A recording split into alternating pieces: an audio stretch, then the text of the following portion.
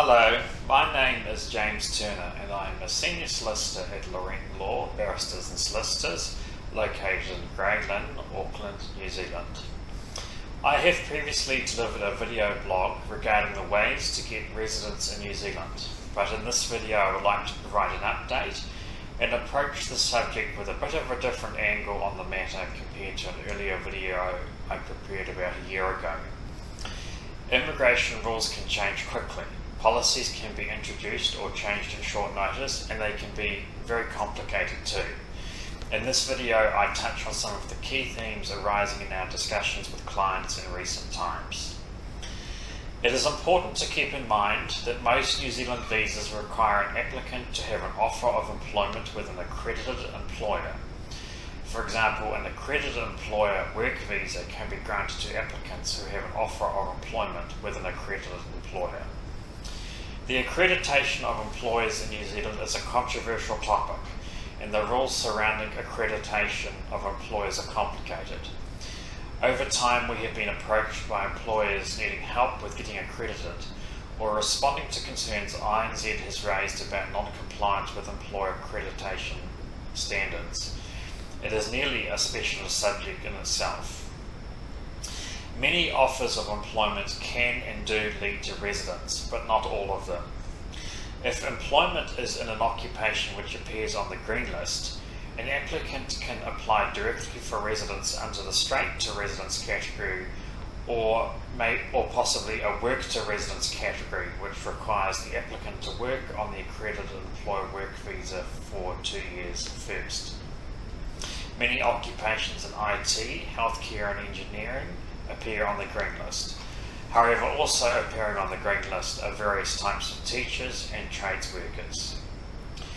There is also a skilled migrant category for those who have employment with an accredited employer and who can score enough points based on factors such as a high salary, a qualification at level 7 or higher on the New Zealand Qualifications Framework, New Zealand registration, licensing or certification in a particular area, plus having skilled work experience in New Zealand. Note there is some skill in assessing in advance whether a residence application is likely to succeed. At Laurent Law we have had a lot of practice at this and we stand ready to assist. Now it is fair to say that the requirement to have an offer of employment with an accredited employer acts as a gatekeeper for most visas in New Zealand, both temporary and residence visas.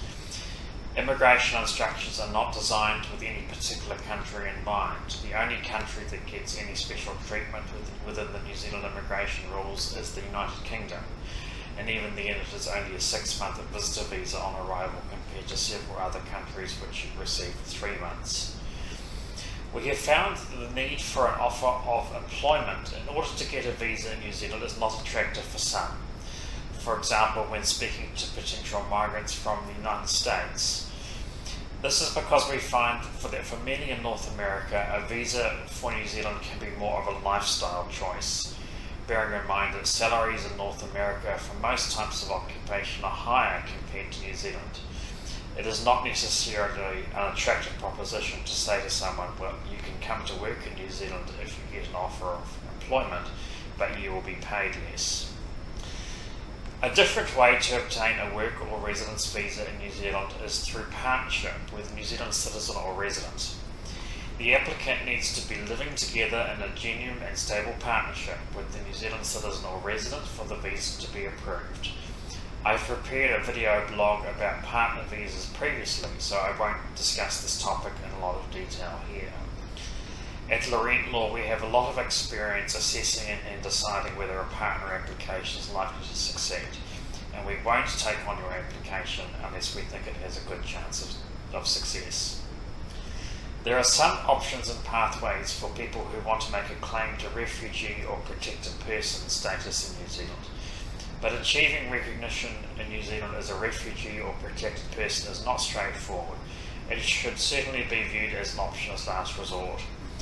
Immigration law in New Zealand is mostly for the purpose of achieving economic benefit for the country.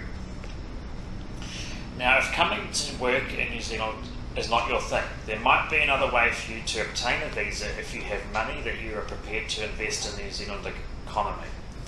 The current investor category has been in place since September 2022. This replaced some earlier categories which were arguably more investor friendly. We have heard through the grapevine that the active investor category, which requires a minimum investment of at least 5 million New Zealand dollars, could be replaced by something different as early as February 2025. The policy may become more investor friendly, so this is a space to watch. It is interesting to note that at the time of preparing this video, the investor, or sometimes referred to as the golden visa category, is closed in Australia and the United Kingdom. This means that New Zealand remains an option for those with funds they are prepared to invest, but for some other countries it currently is not. There are some other lifestyle type visas available. For example, there is a 2-year visitor visa called the Temporary Retirement Visitor Visa for those who are willing to invest $750,000 New Zealand dollars in New Zealand, plus show settlement funds and an annual income. There is also a parent retirement category, a residence visa, which requires a New Zealand citizen or resident child to provide sponsorship, a $1 million investment in New Zealand, plus shows settlement funds and an annual income. At Laurent Law, we have a lot of experience advising clients on the ways they can get visas for New Zealand. We say that if you're interested in getting a visa for New Zealand, then speak to us first. Thank you for listening, and all the best.